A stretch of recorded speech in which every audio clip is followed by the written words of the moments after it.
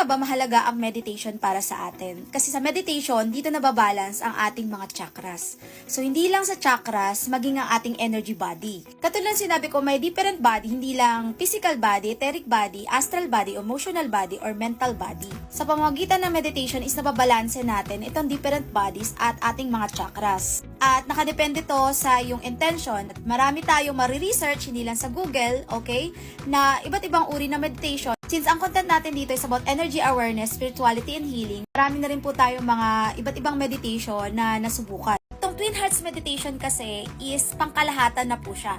Hindi lang po siya sa etheric body or yung mga chakras, sa emotional body or astral and mental body.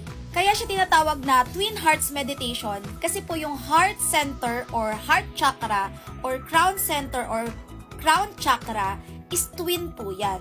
Ang Twin Hearts Meditation ay kahit saang aspeto ng buhay, hindi lang sa spirituality, financial, health, and relationship.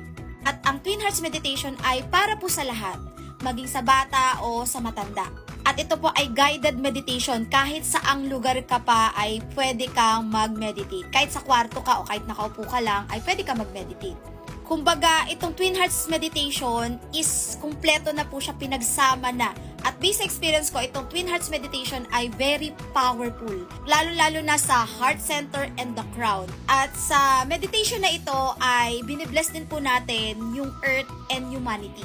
Sa mga interesado ay pwede nyo akong i-message or i-comment nyo dito at open po ito sa lahat.